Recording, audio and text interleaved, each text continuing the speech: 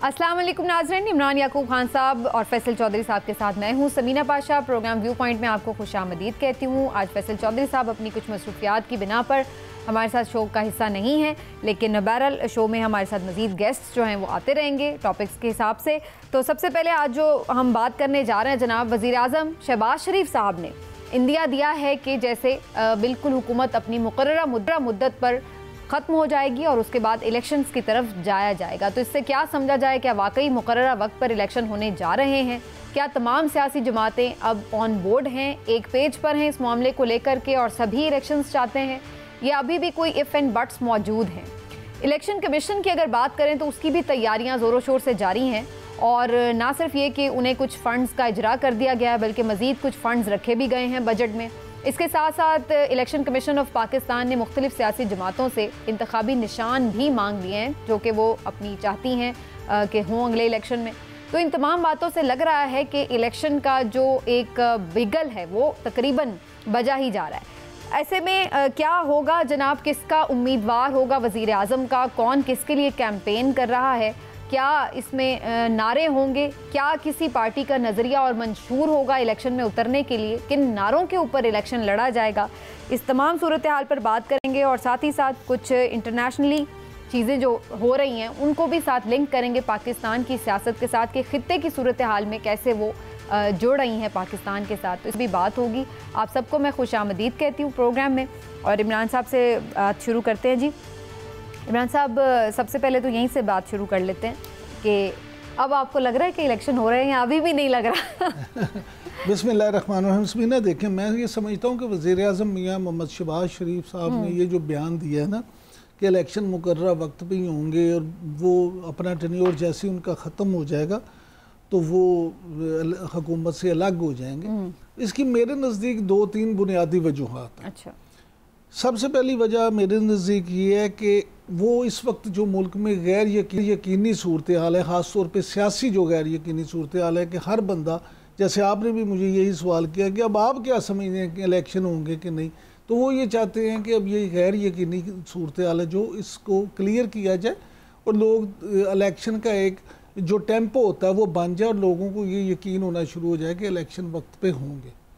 दूसरी जो बुनियादी वजह वो ये है कि IMF जो है वो उसके साथ आपका मुआहदा तो हो गया, अब उस मुआहदे के नतीजे में आपको मज़ीद सख्त फैसले लेना होंगे, जो भी हुकूमत होगी उसको मज़ीद फैसले करना होंगे।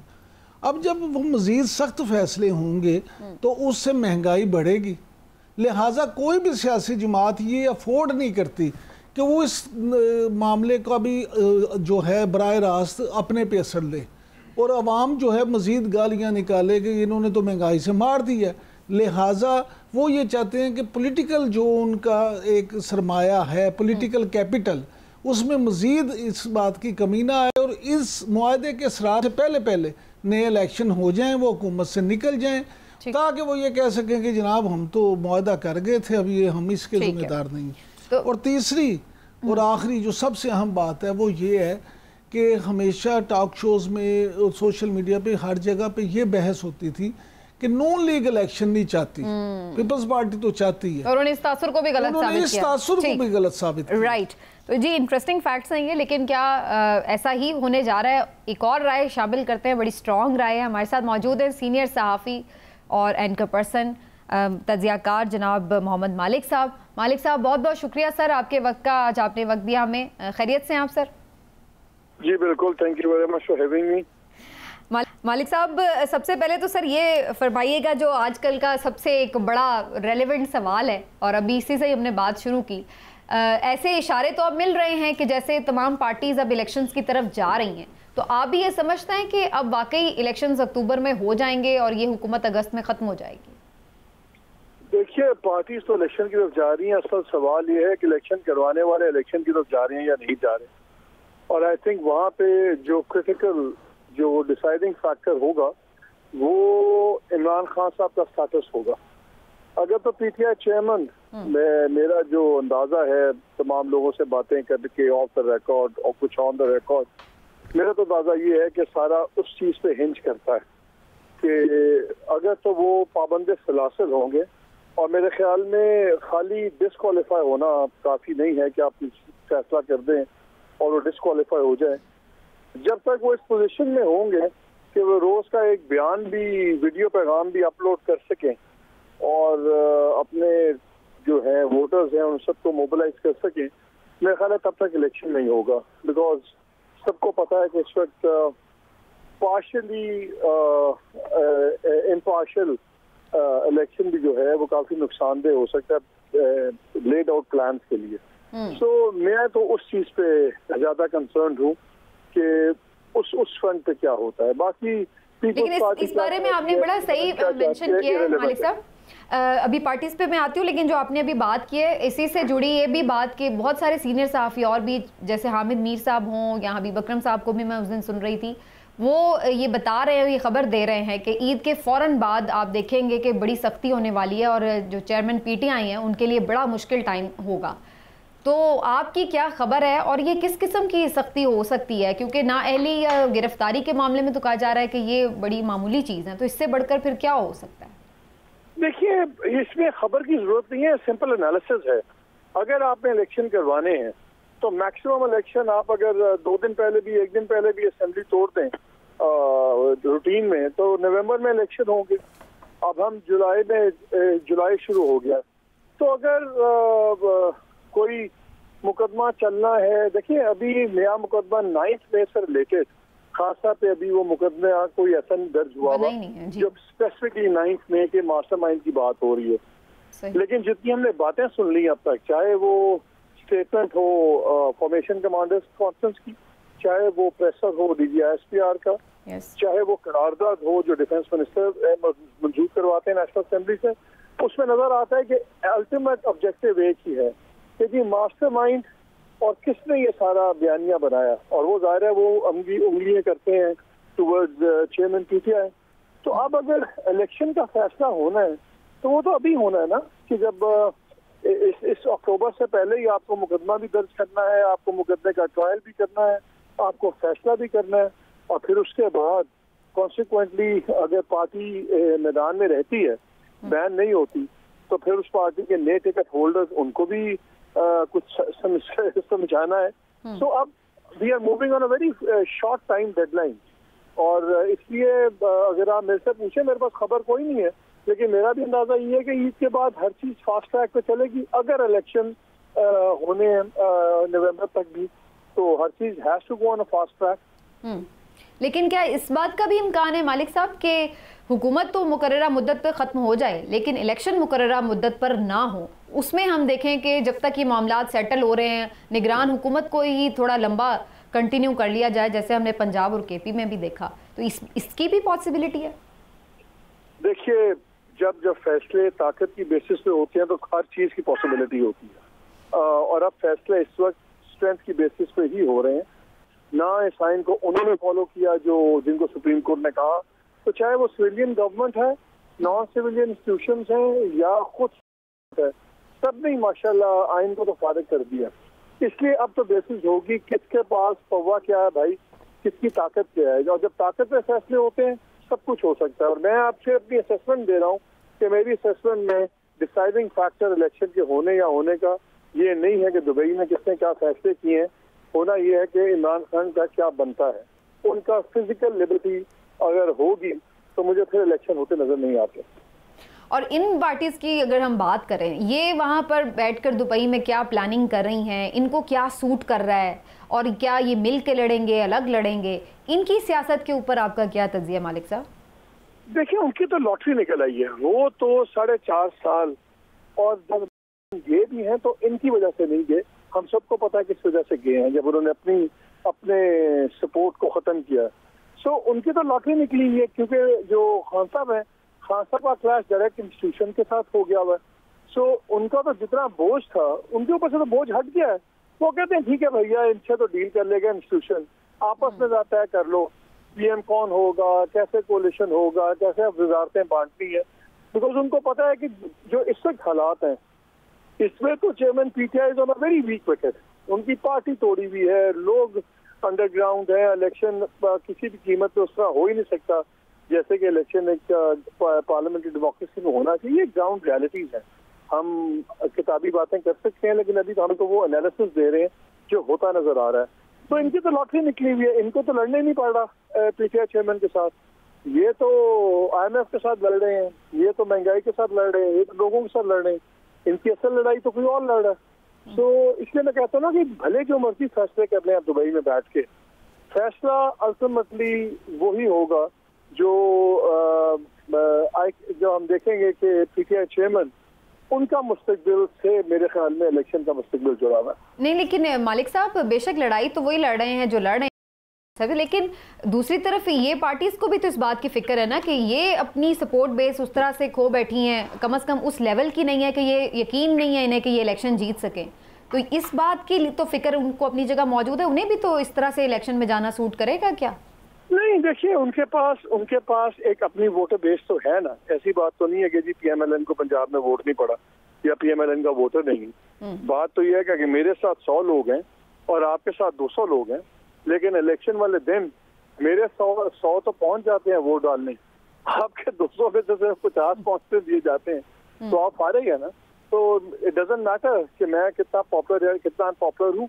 असल तो मैटर ये करेगा कि जो परसीव पॉपुलर पार्टी है, जिसके बारे में तासुर कम अज कम ये है कि जी बिल्कुल बहुत पॉपुलैरिटी बढ़ी हुई है, अगर आप उनको वोट में ट्रांसलेट नहीं होने देते तो फिर तो मैं 30 वोटों के साथ भी जीत सकता हूँ, मुझे अपना 200 वोट नहीं चाहिए।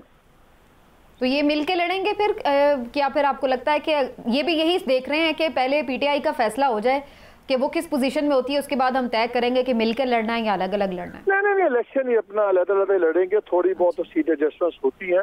अभी देखिए मुझे एक बात बताएं, let's get serious, let's get real. जब इतनी चीजें करके कोई इलेक्शन करवाएगा तो उसके बाद का आपका क्या ख्याल है कि ये सूरमा होंगे कि जो इनका दिल करेगा उस तरह गवर्नमेंट बनेगी, जो इनका दिल करेगा ये खुद ही फैसले कर लेंगे कौन कहाँ की हुकूमत चलाएगा? वो फिर सारी चीजें इनको भी वो कहते हैं ना, there is no free lunch. जब आपके लिए कोई सब कुछ करेगा तो फिर अगले सेटअप में भी आप इंडिपेंडेंट नहीं होंगे जब अपने फैसले कर सके। आपको भी मिलके ही और कुछ बातें सुन के मान के ही चलना पड़ेगा। और मानिक साहब, नवाज शरीफ साहब वापस आ जाएंगे या आपको लगता है वो भी अभी वेट एंड सी वाली पोजीशन बरकरार है उनकी तरफ से? और वजीर आजम का उम्मीदवार कौन है? उनकी वापसी भी एक तो change of guard top chief justice की रिटायरमेंट से डायरेक्ट ताल्लुक है। मुझे तो किसी कीमत पे वो 16 सितंबर से पहले नजर नहीं आते और मेरा ख्याल है वो भी इस बात का इंतजार करेंगे कि खान साहब के साथ क्या होता है, क्योंकि उनको भी पता है कि इलेक्शन खान साहब के साथ जुड़ा हुआ है और वो अपने लीगल केसेस खत्म किए बगैर रिस्क नहीं लेंगे कि जस्टिस बदियाल के होते हुए आए और या जब तक क्लियर नहीं होता उससे पहले उनको जल्दी क्या है, वो आराम से लंदन में बैठे हैं, अपने टाइम पे आ जाएंगे। वक्त रश अगर जल्दी होती आना चाहते अब तक। लेकिन वो इधर से तो खबरें ये भी आ रही हैं कि शहबाज शरीफ साहब भी वजीर आजम होंगे, अगले कैंडिडेट वजीर आजम के होंगे PMLN की तरफ से, लेकिन कुछ ये लोग भी कह रहे हैं कि नहीं नवाज शरीफ साहब ही होंगे, चौथी बार बनेंगे और कानूनी रुकावटें ये मैं वो सीधी बात हूँ, ये सबके अंदाजे हैं। मेरा ख्याल है कौन वजीर आजम होगा या मियाँ साहब को पता होगा या जरदारी साहब को पता होगा, इसके अलावा सबके हैं अंदाजे। पार्टी अनाउंसमेंट करती है ना कि जी ये हमारे उम्मीदवार हैं। I don't think anybody knows. अच्छा, तो अभी आपको नहीं नजर आ रहा। और इधर से बिलावल साहब के बारे में बड़ी कैंपेनिंग हो रही है और बहुत सारे लोगों का ये ख्याल है कि उन्हें वाकईतन सपोर्ट भी हासिल है जो हल्के मैटर करते हैं उनकी, और वो बड़े एक अच्छे कैंडिडेट हैं इसके लिए। तो इस तरफ आपको लग रहा है कि कुछ सूरत हाल इधर जा रही है? अभी टू अर्ली यार, अभी तक टू अर्ली। अभी आप देखो, अभी तो पहले इलेक्शन होगा, फिर देखेंगे इलेक्शन में किस पार्टी को कितनी सीट्स कहाँ पे मिलती हैं, क्या होता है, उसमें भी बहुत वेरिएबल्स हैं। अभी तो ख्वाहिशें हैं ना। अभी पीपल्स पार्टी वालों ने अपने बंदे का नाम चला दिया, इधर ये चला दिया, अभी ये भी चल पड़ी है कि जी पंजाब में फिर कौन होगा, अगर CM अगर PM PML का होगा, क्या PMLN को दी जाएगी पंजाब की CM-शिप के? नहीं। अभी तो हर किस्म की ये तो इंटरेस्टिंग एक किलाबे बनाए जा रहे हैं ना। आप पहले ये होने दें कि इलेक्शन हो रहे हैं या नहीं हो रहे, और वो मेरे ख्याल में जिसमें at the pain of repeating my self, I think वो इस बात से जुड़ी हुई है कि खान साहब का क्या होता है। चलिए लास्टली फिर इसी पे बात कर लेते हैं। जैसे आपने अभी कहा कि जो अभी ये सर आप देख रहे हैं सुप्रीम कोर्ट में भी चल रही है हियरिंग, और ये भी जाहिर है कि ईद के बाद जाहिर है उसमें तेज़ी भी हमें नज़र आए में भी। और दूसरी तरफ डीजी ISPR ने बड़ा कैटेगोरिकली बड़ा क्लियर माइंडेड बताया है कि जी मिलिट्री कोर्ट्स में ट्रायल भी होंगे, होने भी चाहिए, और जिस तरह से उनका सारा एक एग्रेसिव हमें नज़र आया एटीट्यूड। तो सर आपको क्या लग रहा है, क्या वाकई अल्टीमेटली ये मिलिट्री कोर्ट में ही जाता नजर आएगा, या अगर सुप्रीम कोर्ट इसके अगेंस्ट कोई फैसला देती है तो फिर सबको फॉलो करना पड़ेगा? पहले सुप्रीम कोर्ट कह रही थी, चीफ जस्टिस कह रहे थे देखिए 2 दिन में मंडे तक ट्यूसडे तक ही बस हम इसका कुछ ना कुछ तो निकाल लेंगे। पहले आर्मी चीफ का एड्रेस आया अपने सिक्योरिटी कॉन्फ्रेंस के मेंबर्स से, और फिर उनकी आ गई स्टेटमेंट डीजी ISPR की, और फिर अब यही अफरीदी साहब का जो नोट आया है उसके बाद तो मुझे एक बारी बेंच पे टूटा हुआ नजर आएगा। अब देखना यह है कि इस बार ये 9 मेंबर बेंच अगर 5 मेंबर बेंच में हो जाता है तो क्या उसी फुर्ती से फिर चीफ जस्टिस साहब 5 मेंबर बेंच से सुनेंगे या नहीं सुनेंगे। मेरा तो ख्याल है कि अब ये मामला तय हो गया हुआ है, इसलिए मैं आपको कह रहा था देखिए अगर आपने कन्विक्शन इनको जरूरी नजर आ रही है, जैसा कि हल्कों को नजर आ रही है कि साहब की कन्विक्शन होगी तो इलेक्शन होंगे, तो उनकी क्विक जो कन्विक्शन है वो तो मिलिट्री कोर्ट से हो सकती है ना। हमने एक रिसर्च हमने एक पढ़ी थी मेरे प्रोग्राम में कि उसके मुताबिक एवरेज जो टाइम है ट्रायल का मिलिट्री कोर्ट में 27 से 31 दिन है, इतना तो किसी भी कोर्ट का नहीं है। सही। सो आई थिंक ये बड़ा क्लियर है जो आर्मी का है कि जी हमने तमाम लोगों के मिलिट्री कोर्ट में ही ट्रायल कर लो। सो अगेन वही बात वहाँ जाके रुकती है, मैं क्या बात को बार बार रिपीट करूँ। मेरे अंदाजे के मुताबिक तो नेक्स्ट जनरल इलेक्शन की कन्विक्शन या फ्रीडम इससे मुंसलिक है। अगर वो आज़ाद होंगे तो मुझे इलेक्शन होते नजर नहीं आते। बहुत बहुत शुक्रिया मालिक साहब, thank you so much sir, बहुत शुक्रिया आपने टाइम दिया। तो मालिक साहब का ज़बरदस्त सा तज्जिया नाज़रीन आपने सुना। अब तो आज बिल्कुल खामोशी से सुनते रहे। मैं सोच रही थी अभी इमरान साहब कुछ पूछेंगे, लेकिन बड़ी इंपॉर्टेंट बातें। इमरान साहब आप इत्तेफाक करते हैं मालिक साहब की इस बात से कि मिलिट्री कोर्ट में ही ट्रायल नज़र आ रहा है आपको चेयरमैन PTI का, और उन्हीं के जो मामलात हैं उसी से ही जुड़ा है इलेक्शन भी। समीना बात यह है कि मालिक साहब ने जितनी बातें की हैं ना मैं उन सब से इत्तेफाक करता हूं। अच्छा, उसकी वजह देखें, मैंने आपसे क्या कहा था, मैंने आपसे मियां शहबाज शरीफ साहब के बारे में ये कहा था कि जो उन्होंने ये बयान दिया है उसकी एक बुनियादी वजह मैंने ये भी बताई थी कि नून लीग ये ज़िम्मेदारी नहीं लेना चाहती कि इलेक्शन अगर ताख़ीर का शिकार होते हैं तो उसकी वजह नून लीग है। तो मालिक साहब ने भी यही कहा, क्योंकि ये एक बात तय है, मैं खुद भी मेरा ज़ाती तज़िया भी ये है कि सितंबर के दूसरे हफ्ते से पहले कुछ फैसला नहीं होना कि इस मुल्क में क्या होना है। सितंबर का दूसरा हफ्ता जब गुजर जाएगा, सितंबर बड़ा सितमगर होता है गोल शेख रशीद साहब, तो उसके बाद चीज़ें बहुत आपको तब्दील होती हुई नज़र आएंगी। ये फ़ौजी अदालतें जो हैं इसमें ही आर्मी कोर्ट्स में ही मामलात ये चलेंगे, ये फ़ैसले वहीं होंगे। दूसरी बात ये इसका मतलब सुप्रीम कोर्ट के फिर फैसला जो भी आए उससे फ़र्क नहीं पड़ता? नहीं, क्यों नहीं पड़ता, पड़ता है। एक बात देखिए, तमाम इदारे जो हैं वो सुप्रीम कोर्ट के ताबे हैं। आप ऐसा क्यों तासुर देना चाहती हैं कि इदारे सुप्रीम कोर्ट की बात नहीं मानते? हमारे इदारे जो हैं बड़े अच्छे इदारे हैं और वो आईन और कानून पे पाबंद। 14 मई को इलेक्शन भी तो नहीं हुआ ना? वो तो फिर सजा मिलेगी ना जिसने नहीं किया, लेकिन वो कौन जिंदा रहता है तेरी जुल्म के सर? इलेक्शन कमीशन जो है उसका मामला था, ये आर्मी जो फौजी अदालतें वो आर्मी का मामला है, वो उस तरह से नहीं है। और आपको पता है फोर्सेस बहुत डिसिप्लिन में रह के काम करती हैं। इसमें देखिए ना वो चीज़ आ जाती है ना जो भी मालिक साहब भी जिसकी तरफ हिंट कर रहे थे, और जब हमने पहले भी इस पर बात की थी कि जब वो मामला ही कंट्रोवर्शियल हो जाता है ना कि जी 7 दिन नहीं 5 दिन नहीं, वो शुरू हुआ 9 से वो 5 तक पहुंच जाएगा, तो वो फिर वही कंट्रोवर्सी जनरेट हो जाएगी, तो फिर वो फैसला भी कंट्रोवर्शियल ही कहलाना शुरू कर देंगे। अब इसका भी जिम्मेदार आप किसी दूसरे इदारे को नहीं, मैं तो मेरी बात सुने। देखें ना, अगर सुप्रीम कोर्ट, हमारी आला अदलिया, हमारे मुअज़्ज़िज़ जज साहिबान एक बात पे खुद किसी बात पे मुत्तफिक ना हो, तो चीफ जस्टिस साहब जो हैं वो किसी की कनपट्टी पे दूध रख के तो नहीं फैसला करवा सकते। 9 जजों से वो 7 रह गए, 7 से अगर 5 रह जाते हैं तो इसका मतलब ये है कि 4 तो उनकी इस थ्योरी से मुत्तफिक नहीं है, 4 तो फिर इसलिए अलग हुए तो वो बैठ के वैसे वो उसमें अगर वो नहीं उनको लगता बेहतर तो वो बैठ के अपना इख्तिलाफ शो कर दें। ये तो उनका अपना तरीकाकार है ना, ये तो हम तो उन्हें नहीं समझा सकते या राय दे सकते। इशू ये है कि आप 2-3 चीज़ों को ज़रा समझने की कोशिश करें।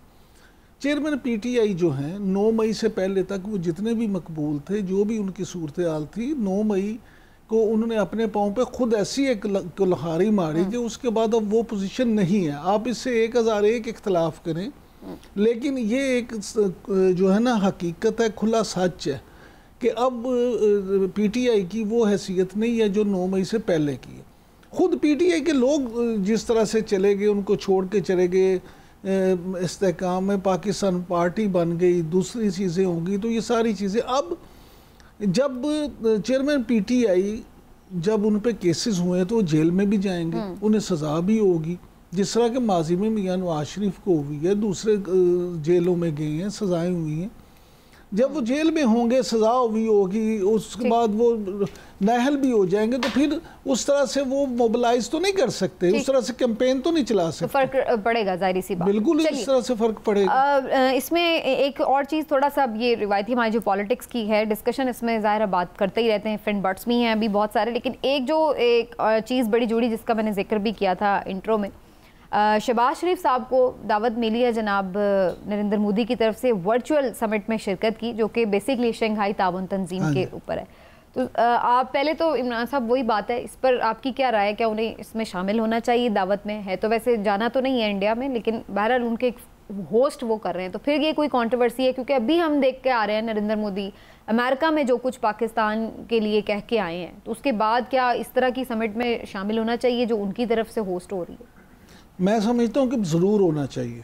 उसकी बुनियादी वजह यह है कि देखें, अब वही मोदी जो हिंदुत्व का पुजारी है, जो फासिस्ट मोदी है, वो वहाँ जो बोल के आया है, अब अगर खुद वो हमें बुला रहे हैं तो इसका मतलब है वो तस्लीम कर रहे हैं कि वहाँ उन्होंने झूठ बकवास की थी।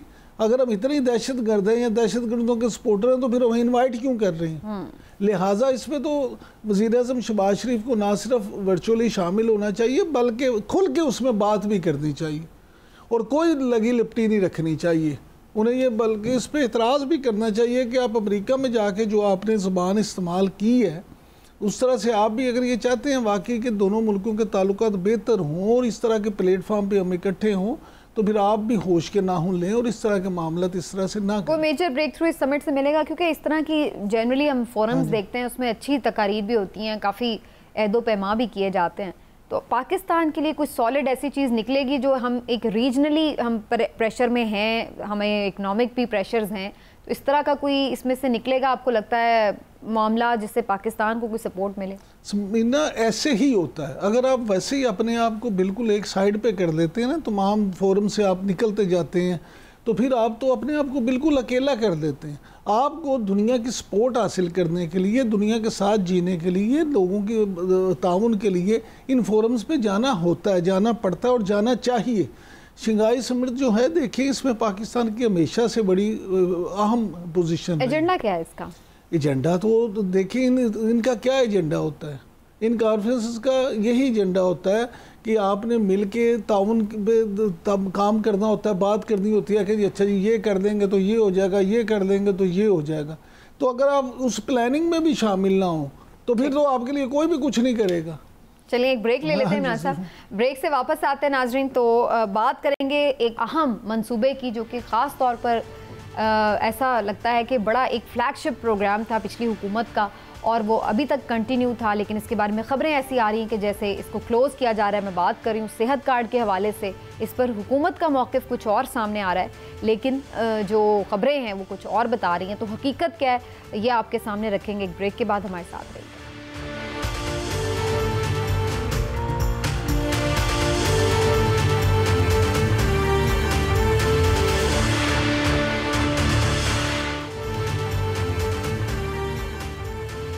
जी वेलकम बैक नाजरीन। और सेहत कार्ड से मुतालिक ये खबरें आ रही हैं कि इसको बंद कर दिया गया है या इसको बहुत महदूद कर दिया गया है। दिल का इलाज भी इस पर बंद कर दिया गया है, डायलिसिस भी, और इसी तरह से जो गायनी से जुड़े मामलात हैं उसमें भी यही बताया जा रहा है कि बच्चों की पैदाइश के मौके पर अगर सी सेक्शन होता है तो वो भी अब सेहत कार्ड उसमें भी हेल्पफुल साबित नहीं हो सकेगा। तो क्या ये खबरें दुरुस्त हैं या नहीं? क्योंकि इस पर जो डॉक्टर जावेद अकरम साहब हैं, पंजाब के निगरान वज़ीर सेहत, उन्होंने एक स्टेटमेंट जारी किया। उन्होंने कहा है कि ये खबरें सही नहीं हैं और सेहत कार्ड जो है वो जारी भी रहेगा। और उन्होंने ये भी कहा है कि इससे जो लोग हैं वो हम कोशिश सिर्फ हमारी है कि जो एक सही मुस्तहिक अफराद हैं वो इससे मुस्तफ़ीद हो सकें। तो इस बात से उनका क्या मतलब है और क्या वाकई इसमें हकीकत है या नहीं, इस पर बात करना बड़ा ज़रूरी है। लेकिन इमरान साहब से मैं पहले इस पर ज़रूर एक पॉइंट ऑफ व्यू। इमरान साहब, बहुत इसके ऊपर सब लोग परेशान हैं क्योंकि ये एक बड़ा ही सीधा सीधा आवाम से जुड़ा हुआ मामला है और आवाम के लिए बड़ी ब्लेसिंग थी ये सेहत कार्ड। बंद होने की खबरों से सब परेशान हो रहे हैं, तो क्या इसमें हकीकत है? क्या वाकई ये बंद हो रहा है? समीना, 2-3 चीज़ें हैं जिस पे मेरी कुछ जो प्राइवेट हॉस्पिटल हैं उनके मालकान से भी बात हुई है, जो अच्छे रिप्यूटेड हॉस्पिटल है। कुछ डॉक्टर्स से, सरकारी अस्पतालों के डॉक्टर्स हैं जो उनसे भी बात हुई है। तो जो मुझे समझ आई है इसमें, एक तो ये कि ज़रूर इसमें अभी बहुत से इबहाम हैं, लोगों को पता नहीं है, लेकिन जो चीज़ें क्लियर है या जो एक स्टेट लाइफ की तरफ से जारी किया हुआ लेटर दिखाया जा रहा है उसके मुताबिक ये है कि 1 जुलाई से ये जो दिल के अमराज हैं जैसे आपने कहा, फिर गायनी के जो मेन इश्यूज़ हैं वो और डायलिसिस, ये तो इस पर बंद कर दिया गया है। और ये जो अगर कोई करता है, जिस ऐसे लोग जिनकी सैलरी 65,000 रुपये तक है, तो वो अगर या आमदन उनकी इतनी है तो वो ये सेहत कार्ड अगर इस्तेमाल करते हैं तो 30% जो है उन्हें खुद पे करना पड़ेगा और 70% उनको सेहत कार्ड से मिलेगा। इसके अलावा तीसरी जो अहम बात है, सबसे अहम, वो ये है कि इसको महदूद किया जा रहा है कि जो बेनज़ीर इनकम सपोर्ट प्रोग्राम है उसके साथ जो रजिस्टर्ड लोग हैं उनको ये सेहत कार्ड की जो सहूलत है वो मिलेगी। और फिर पंजाब जो है वो वाहिद सूबा है जिसमें दूसरे सूबों में तो तमाम सहूलियात हैं, पंजाब में ये कटौती लगाई जा रही है। अब मामला ये है कि देखें, जो बेनज़ीर इनकम सपोर्ट प्रोग्राम वाले लोग हैं वो बेचारे तो गुर्बत की लकीर से भी नीचे की ज़िंदगी गुजारने वाले हैं। उन्हें तो ये भी नहीं पता, उन्हें हार्ट अटैक हो जाए तो उन्हें ये नहीं पता चलता कि हमें हार्ट अटैक हुआ है, कि वैसे दर्द पे ही होती है। लिहाजा उनको ये सहूलत देना तो बड़ी अच्छी बात है, लेकिन जो सफ़ेद पोश लोग हैं जो किसी के आगे हाथ नहीं फैला सकते, आप उनको अगर ये सहूलत उनसे ख़त्म कर देंगे तो उन पर तो बहुत बड़ा जुल्म करेंगे आप। ये एक ऐसा फ्लैगशिप प्रोग्राम था, भले ये शुरू मुस्लिम लीग नून ये क्रेडिट लेती है कि उन्होंने शुरू किया था, लेकिन उसके बाद इसको पूरी तरह से पूरे मुल्क में फैलाया और उन्होंने अपना फ्लैगशिप प्रोग्राम बनाया PTI हुकूमत ने, और उससे बहुत सारी दुनिया मुस्तफ़ीद हो रही थी और लोगों को फ़ायदा हो रहा था। अब अगर आप इस तरह के मामला IMF को खुश करने के लिए ये भी ख़त्म करेंगे तो फिर आप इसको सियासी तौर पे भी आपका सरमाया कम होगा, और दूसरा ये कि आपको लोगों की बद्दुआएं भी लगेंगी। तो इमरान साहब, ये इसके पीछे क्या कुछ मसला माशी है या फिर सियासी भी है कि एक उनका अगर फ्लैगशिप प्रोग्राम है तो क्रेडिट खत्म करने के लिए? वो बात नहीं है, ये इसका सीधा माशी मसला है। अच्छा। लेकिन मामला सिर्फ ये है कि आप दूसरे जो आपके डेवलपमेंट्स के हैं फंड्स उनको रोक लें, किसी और तरफ से कोई कटौती लगा लें, लेकिन इस तरह का जो मामला है जो बराह रास्त आवाम से जुड़ा हुआ है, उनके मसाइल से जुड़ा हुआ है, उस पर कटौती नहीं होनी चाहिए। चलिए, इस पर हम ऑफिशियल मौक़िफ़ भी जान लेते हैं। प्रोफेसर डॉक्टर जावेद अकरम साहब जो कि निगरान सूबाई वज़ीर सेहत भी हैं, उनसे हकीकत हाल जानने की कोशिश करते हैं। डॉक्टर साहब, बहुत शुक्रिया सर, आपने वक्त दिया। अस्सलाम वालेकुम। जी वालेकुम अस्सलाम और ईद मुबारक आप जी। शुक्रिया डॉक्टर साहब। और डॉक्टर साहब, ये जो खबर आ रही है ये काफ़ी ज़्यादा परेशान कुन है लोगों के लिए कि क्या वाकई सेहत कार्ड बंद हो रहा है? मैंने आपका स्टेटमेंट एक देखा, आपने कहा कि बंद नहीं हो रहा है, लेकिन हम मुस्तहिक अफराद तक चाहते हैं कि वो ज़रूर इससे मुस्तफ़ीद होते रहें। तो इस बात से क्या मतलब है? क्या इसको महदूद किया जा रहा है?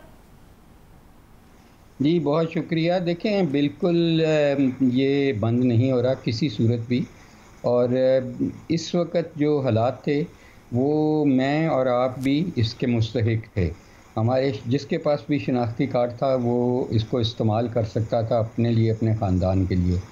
हमने इसको सिर्फ़ और सिर्फ ये कोशिश की है कि ये गरीब लोगों के लिए रहे, और गरीब की डेफिनेशन यही है कि जो अफोर्ड नहीं कर सकता, और हमेशा हर दुनिया के माशरों में अमीर लोग गरीबों के लिए पे करते हैं, और जो अमीर लोग या उनके ड्राइवर्स के लिए लेना चाहते हैं ये, वो अपना प्रीमियम 4700 रुपया है वो खुद पे कर दे। जब वो खुद पे करेगा तो उसको कवरेज मिलता रहेगा। बाकी वो जो उसके बेनज़ीर इनकम सपोर्ट प्रोग्राम या आटे के लोग हैं या कुछ ऐसे लोग हैं जो दोनों में नहीं लेकिन फिर भी गरीब हैं, उन तक भी हम ये फैसिलिटी एक्सटेंडेड रखेंगे, यानी कि जो अपने आप को गरीब समझता है उसके लिए ये है। लेकिन डॉक्टर साहब ये तो बड़ा सारे मुस्तैक बन बैठेंगे, लेकिन इसको स्क्रूटनाइज करना तो बड़ा कॉम्प्लिकेटेड नहीं हो जाएगा? किस दुनिया में हम, दुनिया का कोई भी ऐसा मुल्क नहीं बेशुमार अमेरिका, यूके या यूरोप में, कि जो तमाम हर चीज़ अमीरों को लिए भी फ्री कर दे। मैं समझता हूँ अमीरों को गरीबों के लिए पे करना चाहिए, सेहतमंदों को बीमारों के लिए पे करना चाहिए। ये जो यूनिवर्सल है, इसका तो ये मतलब है कि हर बच्चा जो पैदा होता है उसकी लाइफ लॉन्ग आप फ्री ट्रीटमेंट करेंगे। ये पॉसिबल ही नहीं है। अगर आप अफोर्ड करते हैं तो आप खुद कराएं अपनी ट्रीटमेंट। मुझे क्या ज़रूरत है कि मैं इस कार्ड से अपनी या अपने बीवी बच्चों का ट्रीटमेंट कराऊं, और अगर मैंने कराना है तो मैं एक इंश्योरेंस बाय आउट कर सकता हूं कि प्रीमियम खुद दे दूं। अच्छा, लेकिन डॉक्टर साहब गुजारिश ये है कि प्राइवेट जो हॉस्पिटल्स हैं उनकी इंतज़ामिया ये कहती है कि जी हमें तो ये तो कह तो दिया है इंश्योरेंस कंपनी के, जी आपने सिर्फ उनको देना है जो आटा स्कीम में रजिस्टर्ड हैं, तो लेकिन उनको डेटा तो कोई नहीं दिया। अब वो तो रुल जाएंगे ना गरीब, जब वहाँ जाएंगे हॉस्पिटल में, वो कहेंगे, उनके पास मैकेनिज्म क्या आपने बनाया है, क्या आपके ज़हन में या यानी हुकूमत के ज़हन में गरीब की डेफिनेशन क्या है? देखें, हमारे ज़हन में मैंने आपको बताया कि गरीब की डेफिनेशन ये है जो बेनिफिशियरी इनकम सपोर्ट प्रोग्राम में जो रजिस्टर्ड हैं, या जो आटा स्कीम में रजिस्टर्ड हैं, या तीसरी वो कैटेगरी है जो कहते हैं कि हम गरीब हैं। उनकी हम थोड़ा सा ये चेक करेंगे कि उनके टेलीफोन का बिल कितना है, बिजली का बिल कितना है, प्रॉपर्टी ओन्ड कितनी है, इस किस्म की 3-4 चीज़ें हैं। और ये हर हॉस्पिटल में जहाँ ये हेल्थ कार्ड एक्सेप्टेड है वहाँ एक डेस्क लगा हुआ है, और ये अभी नहीं लगा, ये शुरू से लगा हुआ है। उस डेस्क को सिर्फ हम फाइल बना रहे हैं, क्योंकि मेरे पास सोशल वेलफेयर की भी मिनिस्ट्री 3-4 दिन पहले आई है, और इसी तरह जो हमारा है ये हेल्थ केयर कमीशन पंजाब का, उनका सबको इकट्ठा करके एक हेल्प डेस्क हर जगह पे बन रहा है, जो ऑलरेडी बने हुए हैं। पहले वो सिर्फ फाल था हेल्थ कार्ड के लिए, हम उसके मल्टीपल पर्पसेस कर रहे हैं कि व्हील चेयर भी वहीं से मिले, क्रचेस भी वहीं से मिलें, किसी बंदे को कोई रास्ता नहीं पता वो भी बताएं, किसी को छतरी चाहिए तो मरीज़ को वो दें, टिश्यू पेपर दें, शैम्पू दें, ये चीज़ें, ये हम उसको फाइल बना रहे हैं। लेकिन जहाँ तक हेल्थ कार्ड का सिस्टम है, ये तो वहाँ डेस्क लगा हुआ है, वहाँ हमारे ऑफिसर मौजूद हैं, चाहे वो प्राइवेट है या सरकारी हॉस्पिटल है, और वो इनके खिदमतगार हैं, इनको हम खिदमतगार का डेस्क कह रहे हैं। और वो अपनी सारा कुछ वो उन्होंने वहीं करना है, किसी को रिफ्यूज़ नहीं होने लगा। एमरजेंसी में तो सर्टनली किसी को नहीं रिफ्यूज़ करना चाहिए, चाहे वो प्राइवेट है या पब्लिक है। जो बाकी केसेस हैं जैसे एंजियोप्लास्टी के, एंजियोग्राफी के, ये बेइंतहा, मैं आपको कैसे बताऊं कि इतना ज़्यादा मिसयूज़ कि आप सोच नहीं सकते। एक हॉस्पिटल प्राइवेट ने, मैं नाम नहीं लूँगा, उन्होंने तकरीबन 1 अरब रुपए का बिल हमने पे किया है उनका। अब उसमें किया क्या जाता है कि एक बंदे को लेफ़्ट एक आर्टरी है, नाली है, जिसमें डलना है स्टेंट, 3 इंच का स्टेंट डलना है, बजाय 3 इंच का एक स्टेंट डले 1-1 इंच के 3 डल गए हैं। इसलिए हर स्टेंट को रीइंबर्समेंट मिलनी है। तो ये, और फिर दूसरा ये बेइंतहा कहते हैं, और वेरीफाई भी हमने की हैं कि जो रीयूज़ हो रही हैं हमारी जो गाइड वायर्स हैं, जो बलून्स हैं, ये इनको धो के दोबारा वही यूज़ हो रहे हैं प्राइवेट हॉस्पिटल में, क्योंकि private hospital are there for making money, profit making industry है। तो हम जब हमारे अपनी तकरीबन 50 से ज़्यादा एंजियोग्राफी की मशीन लगी हैं और दिन रात खुली हैं, तो वहाँ क्यों नहीं गरीब आदमी जाता, जबकि हर 50-60 किलोमीटर के बाद एक एंजियोग्राफी की मशीन लगी है जो ब्रांड न्यू है। प्राइवेट हॉस्पिटल में सब पुरानी मशीनें हैं, सेकंड हैंड मशीनें ली जाती हैं, और हमारे पास जो मशीन है वो जाहिर डॉक्टर करती है। डॉक्टर साहब, आपका माशाल्लाह खुद इतना एक्सपीरियंस है, आपने सारी ज़िंदगी अस्पतालों में, सरकारी अस्पतालों में खिदमत की है, लोगों का इलाज किया है, आप खुद इस मैकेनिज़्म को हमसे कहीं बेहतर समझते हैं कि PIC की मिसाल ले लें, यहाँ 6-6, 8-8 महीने लोगों को टाइम नहीं मिलता। यहाँ पे इमरजेंसी में चले जाएं तो लोग बेचारे एक बेड पे 4-4 लोग होते हैं, वो व्हीलचेयर पे बैठे होते हैं और उनको ड्रिप लगा होता है, उनकी NGO के लिए वक्त नहीं मिल रहा होता। तो लोग ये भी तो देखें कि लोग मजबूरी की हालत में भी प्राइवेट हॉस्पिटल का रुख करते हैं। देखें, 2 किस्म की एंजियोप्लास्टीज होती हैं। एक होती है जो इमीडिएट होनी चाहिए, जिसका जितनी जल्दी होगी उतनी जल्दी, जो प्राइमरी एंजियोप्लास्टी है, वो पाकिस्तान में जिस दिन हमने ओथ लिया उसके अगले दिन हमने शुरू कराई प्राइमरी एंजियोप्लास्टी, जिसमें एक टाइम विंडो है कि उस विंडो के दौरान उनकी नाली खोल देनी चाहिए और उसमें अगर स्टेंट की ज़रूरत है वो पड़ जाना चाहिए। उसको हम कहते हैं कि गोल्डन आवर्स वो होते हैं, ज़्यादा से ज़्यादा 12 घंटे में ये हो जाना चाहिए, 6 घंटे में हो तो और भी अच्छा नतीजा है। और फिर उसके बाद जब हम देखते हैं कि डोर टू नीडल टाइम कितना है, यानी कि जैसे आपने PIC की बात की, अभी हमने उसका बोर्ड भी रिकॉन्स्टिट्यूट किया और हम उनसे एक ही बात करते हैं कि आपका जो दरवाजे से जब मरीज़ आता है उससे लेके एंजियोप्लास्टी की जब वो प्रिक होती है कितना टाइम लगता है, जिसको हम डोर टू नीडल टाइम कहते हैं। अल्हम्दुलिल्लाह उनका कोई 40-45 मिनट्स है, जो कि बहुत अच्छा टाइम है। जहाँ तक कोल्ड केसेस हैं जिनको पहले हार्ट अटैक हुआ था उस वक्त प्राइमरी एंजियोप्लास्टी नहीं हुई, अब उनको थोड़ा अंजाइना होता है, उनका वेटिंग लिस्ट है और ये दुनिया में हर जगह है। बिलीव मी, मैंने UK US में काम किया है, वहाँ 3-3 डॉक्टर साहब जरा इसको क्लैरिटी के लिए ये बता दें कि इसका मतलब है कि ये जो खबर है कि जो दिल का इलाज है या C सेक्शन है या फिर डायलिसिस है, ये अभी सेहत कार्ड पर जारी रहेंगे या नहीं रहेंगे? देखें, डायलिसिस 100% जारी रहेगा क्योंकि वो एक बिल्कुल गरीब गुरबा की बीमारी है और वो लाइफ लॉन्ग उनको ज़रूरत है, उनकी लाइफ लॉन्ग। जिस दिन वो डायलिसिस मिस करेंगे वो बीमार हो जाएंगे और फिर अल्लाह को प्यारे हो जाएंगे। डायलिसिस को बिल्कुल नहीं छेड़ा गया। जहाँ तक एंजियोप्लास्टी का, एंजियोग्राफी का तल्लक है, अभी ये एक प्रपोज़ल है क्योंकि ऑब्वियसली हमने एग्रीमेंट स्टेट लाइफ के साथ नया करेंगे, लेकिन प्रपोज़ल ये है कि जो हमारे सरकारी हॉस्पिटल हैं उसे state of the art treatment इनको मिले, हर गरीब को, हर अमीर को free of cost health card पे। वो तो वैसे ही फ्री थी लेकिन हेल्थ कार्ड पे उनको प्रेफरेंशियली मिलेगी, चाहे वो प्राइमरी एंजियोप्लास्टी है, चाहे वेटिंग लिस्ट उनके लिए छोटी की गई है। जो अभी हम कह रहे थे कि कुछ महीनों की है, वो हफ्तों पे कर दी गई है और अगर वो अनस्टेबल हैं तो उनको उससे भी जल्दी करेंगी। लेकिन अगर वो प्राइवेट हॉस्पिटल जो साथ ही है वहाँ जाते हैं जहाँ एक एंजियोप्लास्टी की मशीन लगी है या मैक्सिमम, और PIC में 9 के करीब मशीनें हैं लगी हुई, ज़ाहिर है वर्कलोड इतना ज़्यादा है।